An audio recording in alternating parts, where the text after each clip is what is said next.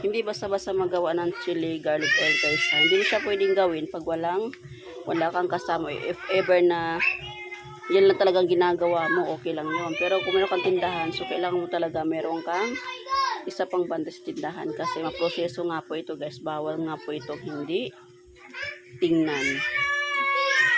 So ayan, luto ng ating bawang. Pwede na to, no?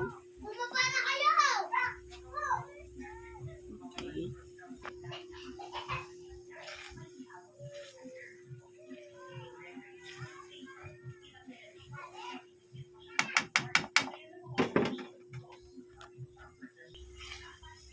So, natawa nga po ako guys habang ginagawa ko to. Bahing ako ng bahing. Kasi nakakabahing naman talaga yung sili. Yung amoy niya tsaka yung paminta. So ayan, ito malapit na po ito maluto. Malapit na matapos.